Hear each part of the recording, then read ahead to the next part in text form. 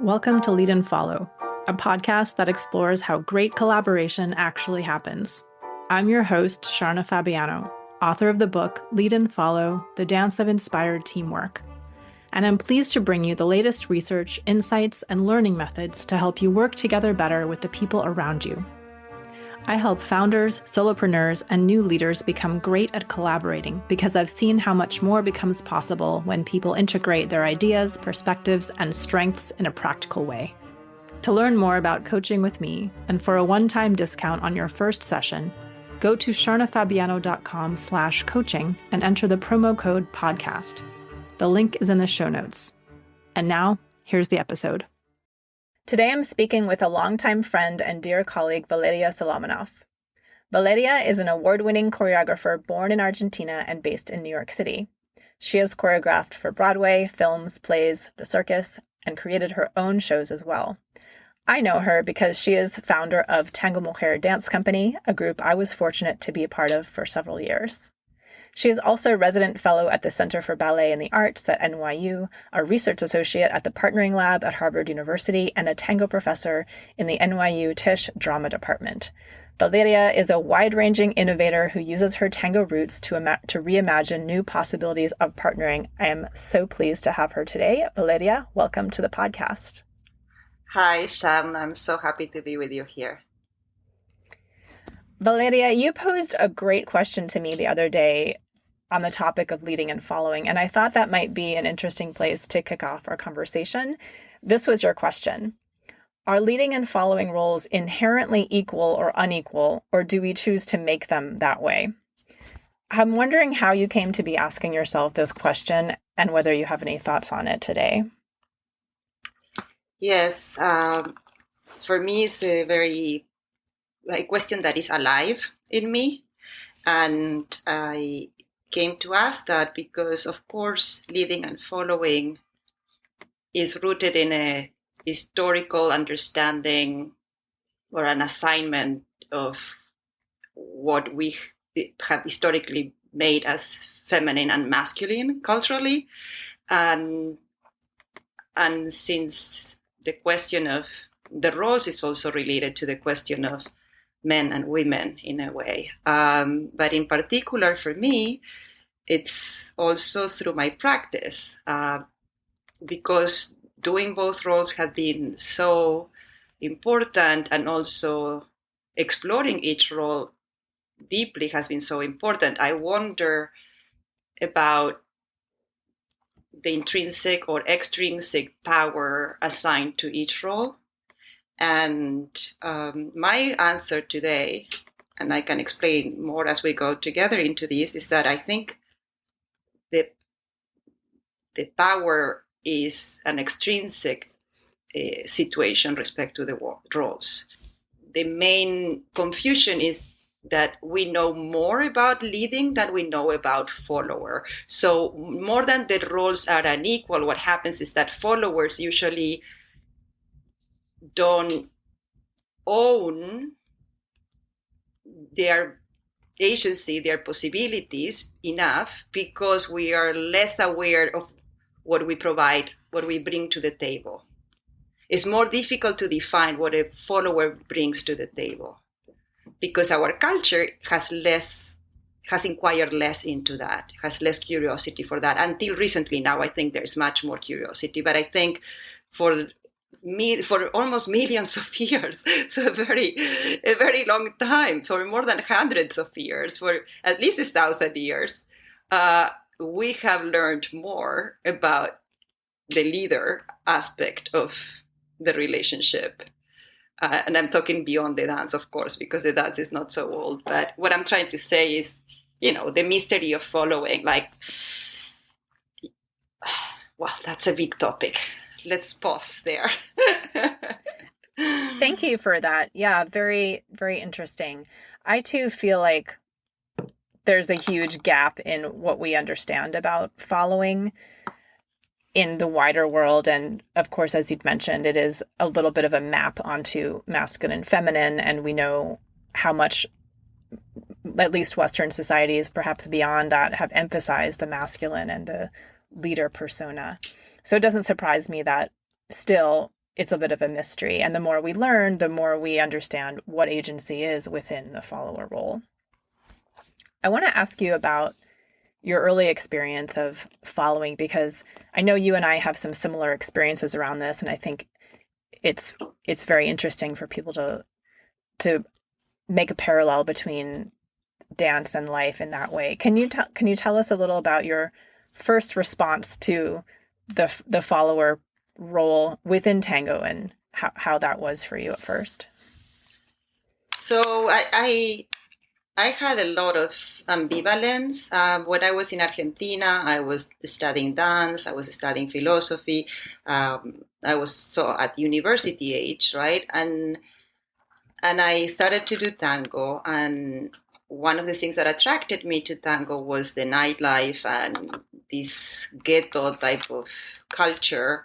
It was the early 90s, so tango was not. There were no milongas openly. I started in Rosario, and in Rosario there were places to dance that were like totally underground, and it was an elder community. Like, it wasn't a young community. It was a mixed community. There were elder people, and then there were some young, but not my age young. It was like older than me.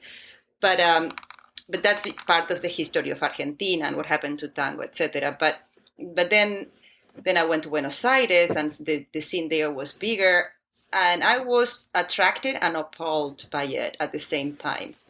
So, and part of my reaction had to do with some comments and also with my age and how I was trying to figure out my place in society, and how I was trying to embody and disembody certain qualities that I think, now that we know about gender more than we did before, had a lot to do with having my own take on what was for me to be a woman. And so there was, like, for instance, I would get a comment that I remember getting a comment in the street one day. I was really young and I had a miniskirt, and it was like, when you are beginning to use miniskirts and you start to feel aware that you call attention. And I was very nervous in the street. And I remember that somebody told me, well, if you don't want to get things said to you, you shouldn't use that miniskirt. And it was so aggressive. And in those lines, also the tango scene, I remember hearing comments like about what I was wearing or I wasn't wearing. And that really put me off. At the same time that the whole situation, I knew there was something there interesting and real and rough and wild that I wanted to research more. But it wasn't until I came to New York and I was trying to make a piece for my dance assignment that I came back to tango in a way that was more authentic. So it took me to go away from Argentina to feel what was authentic for me. And the way I felt it is like I felt a curiosity to what this is, because I didn't feel it was assigned for me. Like I could figure it out on my terms. And part of that was the experience of meeting Rebecca and Daniel Trenner and seeing them dance and seeing an aesthetic that was not the one that I was most accustomed. I want to share another story from our personal history because it's such a great mirror. I had also a real ambivalence about tango when I first encountered it. And maybe you'll agree with this. I had a reaction to the stereotypes of the roles as gender roles, right? Even the idea that, well, women follow and men lead, and women dress a certain way and men dress another way, or, there were kind of a lot of affects. And I sometimes think of tango as a kind of theater, because it's this opportunity to try on different forms of masculinity and femininity. And I think a lot of that is healthy.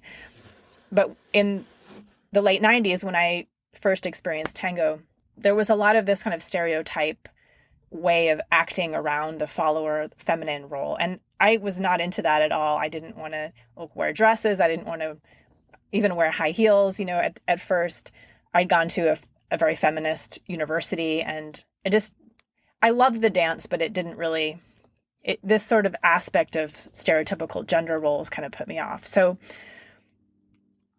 a couple weeks into my dance experience, a friend of mine said, I know you're, not sure about tango, but come anyway. There's a performance you should see.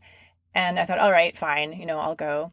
And the performance that night was you, Valeria Solomonoff, with Daniel Trenner, who you mentioned, who's also a teacher of mine and someone who promoted the study of both roles and was very important to me in my early training. And Valeria and Daniel performed the exchange of lead and follow. This is where the two partners change roles. They change leading and following throughout the dance. And this was, remember, just a couple of weeks into my tango experience, and it completely blew my mind open. And I saw the dance in a completely different way. It was like the universe tilted, my neurons connected in new ways. And I thought, okay, now I need to learn this. I need to learn this and understand what is in this dynamic, right, of power sharing, because that's what I saw, at that moment. So yeah, it's exactly. No, I had exactly the same experience. Like in my family, they couldn't understand why I studied tango and why I pursued it when I came here, because I was not the person. Like even my friends in Argentina, they thought it was a joke because I was the most remote person they could think of that I would end up being a tango dancer, because they associated tango with a certain image. And that happened to me too. I was associating that with the stockings, the heels, the red lipstick, and I don't know, the hat, the compadrito. And that's the thing that I spent my entire life claiming for myself the enjoyment that I was able to fulfill through tango as a legitimate tango experience, but not a tango experience that has to do with that aesthetic.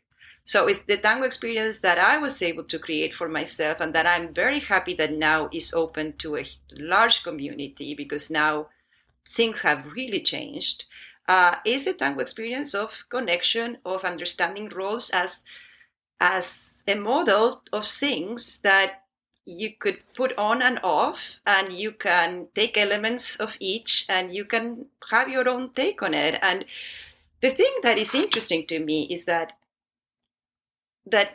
this is new, but it's not new. It's built within the dance, and it has been built from the very beginning. It's just that I don't know when all this mysticism, all these stereotypical looks have been adding on so strongly. And I believe it has to do something with the colonization of tango and the taking again tango from even as an Argentine, from a colonized view.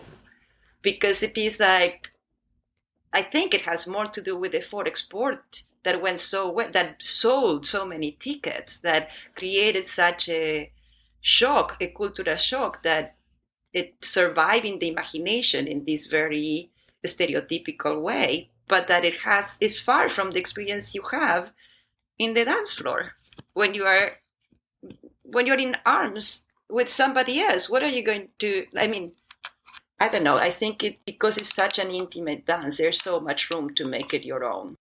Absolutely. Very well said. And I think you're right on with the root of that stereotypical expression being wrapped up with colonialism, capitalism. And for those interested in this theme, I would refer listeners to the work of Marta Sevillano on tango. And I want to also mention that as you're talking and describing how the releasing of those stereotypes gave rise to a greater range of experience, a more authentic experience of dancing for not only yourself, but for many people. I mean, I certainly had that experience, that once I got past that stereotypical image of what the woman was supposed to be, then the whole tango opened for me, right? And it gave me so much wisdom and so much joy. And I feel like there's a really strong parallel here in the wider society, because when I talk to people outside dance about followership, they have a very similar response. Oh, I don't want to be a follower. That's the weak and passive role. And, that's something that we've learned culturally for decades now, maybe longer. But once they get past that and realize, oh, following is actually this tremendous place of support. It's a place I can get into flow. It's a place I can have a really strong contribution to my job, my team, my relationship, whatever it is. Then it's a very similar experience where the dance opened for me, and like the relationship or the work experience opens for them. So that's one reason I'm so interested in having these conversations, because I think once we kind of let go those cultural stereotypes, whether it's a gender stereotype as it is in dance, or more of a work, mainstream stereotype like it is in the professional world, then we just get so much more access to being, ourselves and to making strong relationships. Do you have any other thoughts on that? Yeah. So I think that also the reason I see it like what we talked in the beginning, you asked me about, you remind me my own question about the roles and the intrinsic power or imbalance or not. I believe is very much like a paradigm, in which paradigm you are making the roles function. If you're making them if you have them in a hierarchical paradigm, or if you have it in a collaborative one.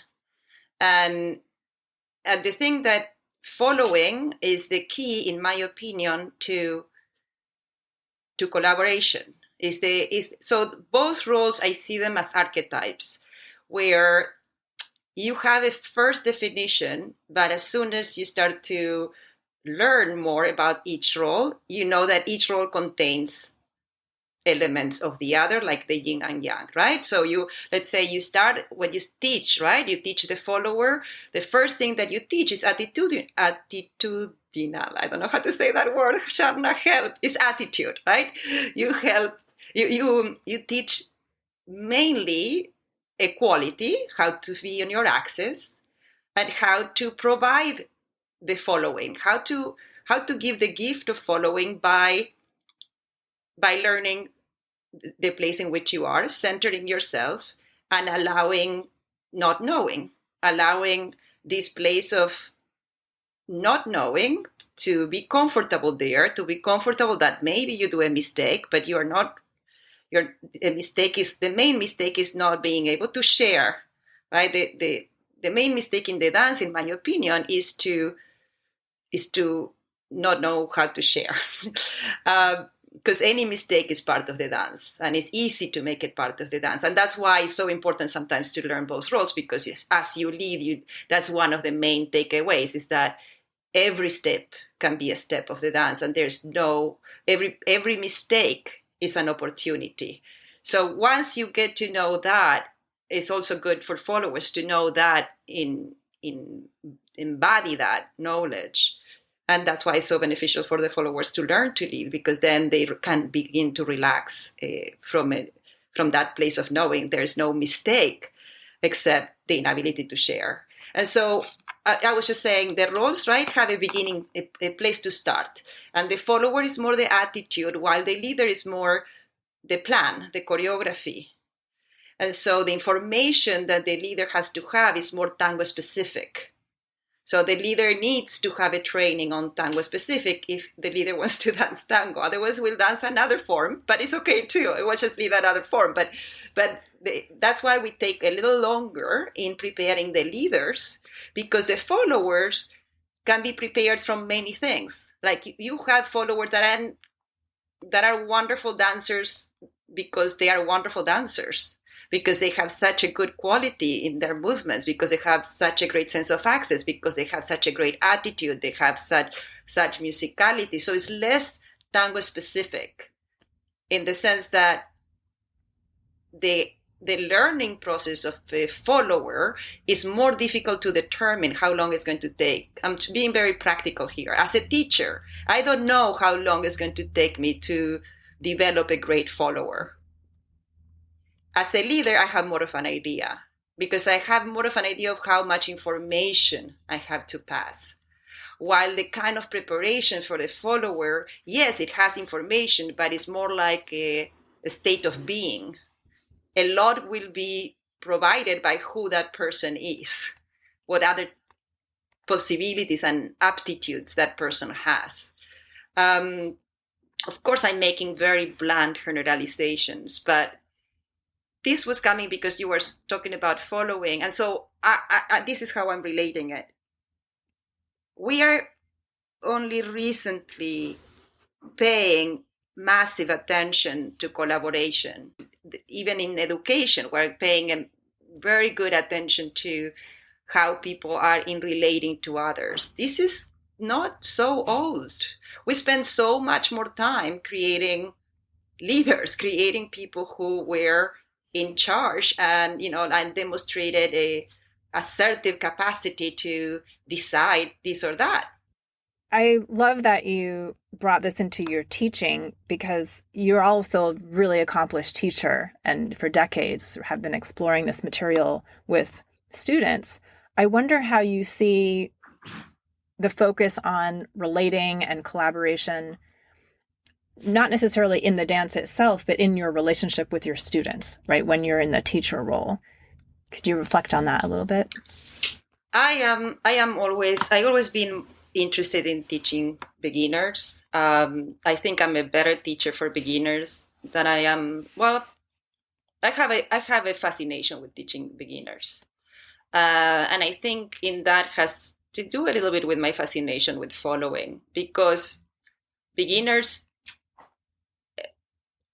yes, I lead the class, but they are the ones who provide me the opportunity to see things new. And in that sense, I think I'm following them. Like I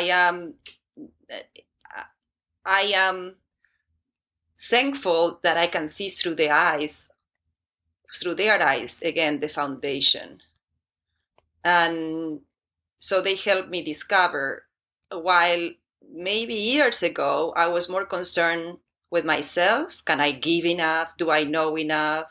And so maybe I liked more to give, to prove myself that I could give information. Nowadays, I'm like, no, it's better. The question, I really like a teacher of mine, Irene Dowd. Irene Dowd I took some classes of her, but she said something that stuck in my brain. And she said that a good teacher should not be very generous.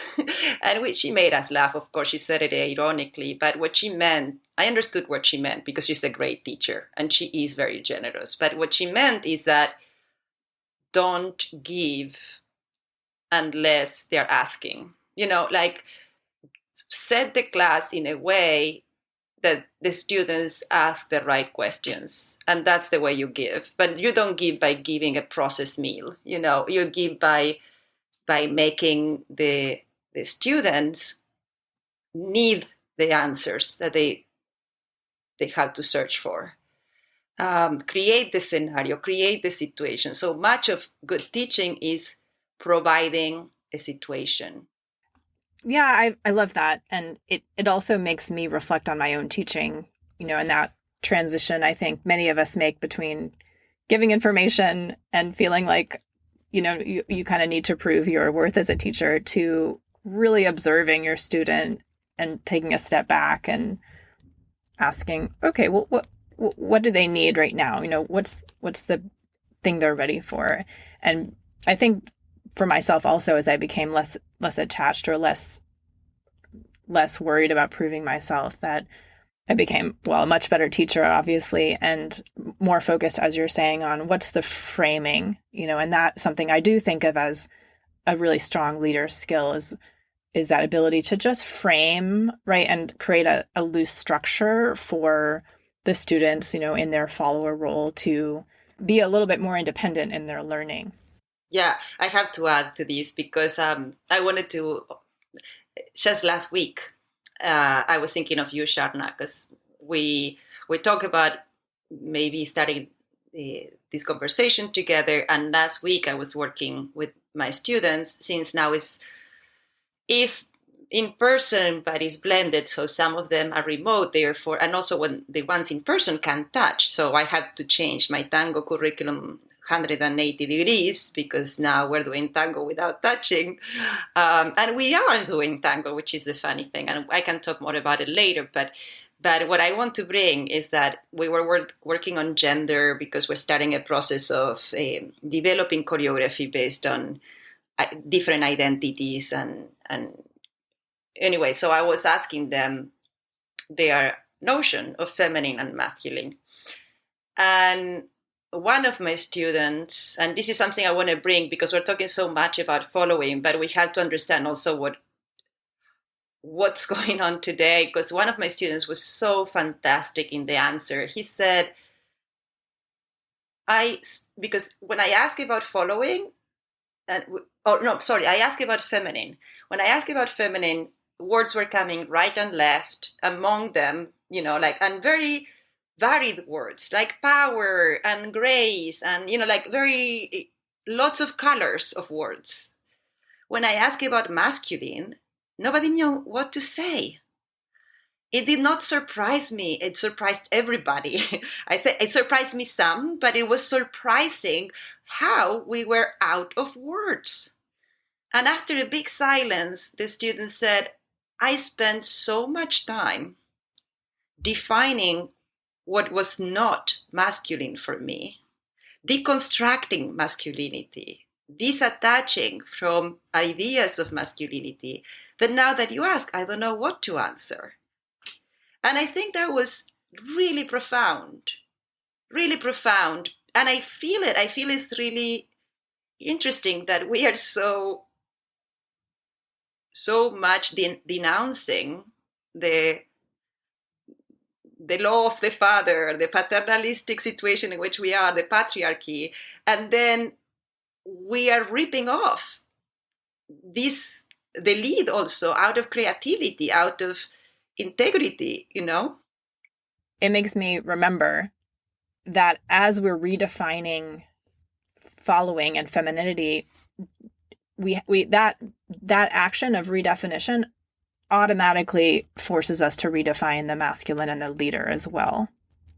So you can't just change one, right? Because they're like two sides of a coin, right? Wherever you have leading, you have following. Wherever you have feminine, you have masculine somehow, right? In some configuration.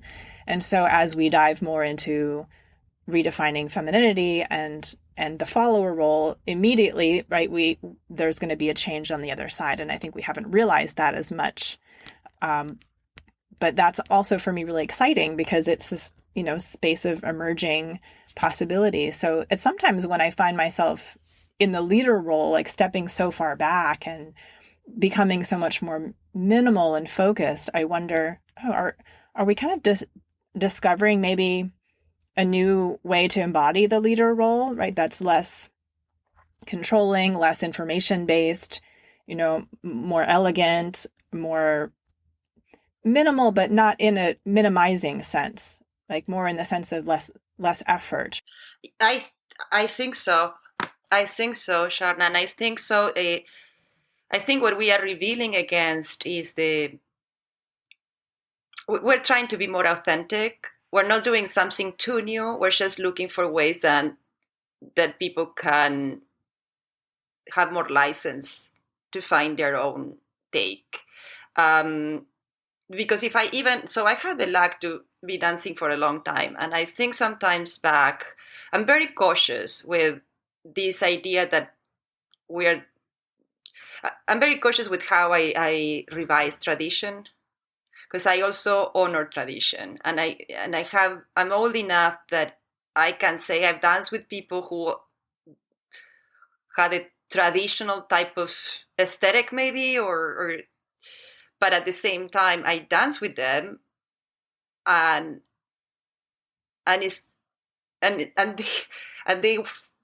they were very modern, if you say that, like some guys, if I could say this way, the guys who were like looking like these super manly dancers that everybody wanted to dance with, that when you dance with them, they were so delicate and so careful, and they made you feel such a queen because they had so much attention in every detail and such softness in the embrace, and a way to wait for you, and a way to provide a space that you felt like completely and raised up, enthralled. No, I don't know what's the word, but enaltecido. Like you felt like put in a place that it was uplifted in a almost like in a visceral way, like you felt like taking such care. And this was not people who were trying to do new things. They were dancing like their grandparents taught them, so it's not like, so yes, it's new, our take, but this been around is what I'm trying to say. Yeah, I hear you. I hear that. And I think it's a really important point. Thank you. So yeah, I mean, I think sometimes when I think new, it's like within my own experience, like I inherited certain things, certain assumptions, and for me it feels new, but it's, as you're saying, really not new. But I also agree with you, Sharna, because I also feel it's new. It's new in the way we kind of talk about it. Mm-hmm. It's new in that way, but it's not. So I also feel that's why I feel my question about is inherent to the roles this power imbalance, or is something culturally assigned.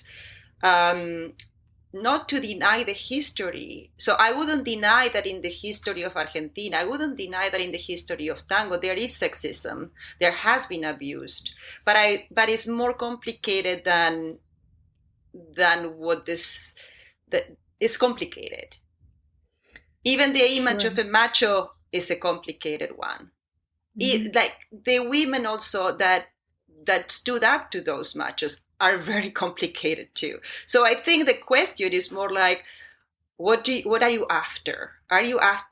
Do you feel enjoyment from a sense of control, from a sense of hierarchical sense that you gain something over somebody? Or are you able to feel enjoyment from sharing, from being open and vulnerable to each other? And that's really the key question to me. Absolutely. And I feel like there's, a strong parallel there in, say, a work environment or a community environment where perhaps rather than asking, where's the pleasure, we could ask, what's appropriate? So in other words, there are definitely situations where we need a hierarchical organization. We need someone to be in charge and to make decisions. And then there are other moments, maybe in that same team, where we need to be more egalitarian and more circular in our conversation, in order to discover the best ideas or so forth and so forth. So I love that we're kind of arriving at this question with a both and, mm-hmm. that it's not like one or the other, but that it's context dependent. Like sometimes it's okay to be in a hierarchy if everyone agrees to that and recognizes that it's needed. And then it's also equally valid and important to be able to shift into this more complementary state where leading and following roles are more side by side. Valeria, I want to really thank you for sharing all of these amazing insights with us today. And I want to ask you one more question. If listeners want to bring followership into their life or start paying attention to it more, even if they're not dancers, what would you recommend that they do or start to notice? The first thing that comes to mind is that active listening needs to be valued because it's very generative and it can even be transformative. And so I think of active listening as opposed to just, it's not a place that is empty or neutral or not subjective. It is a place totally subjective. And so is how you meet the other, just valuing that reception because that reception has transformative power. Beautiful. Thank you for sharing that. And please tell us how we can connect with you, what you're working on now, and where the best places to find your work. My website is also the name of my company, Vale Tango, but it's Vale like Valeria, so it's with short V. And you will see that I'm working on a new show called Trust Me, Trust Me Not, which will premiere soon. And it's about the importance and the fragility of trust. and it incorporates the distrust experience and the longing for togetherness. And the show is based in tango, but is not easily readable as tango. Basically, we've been improvising with the structure of tango, but incorporated modern dance theater aspects to it.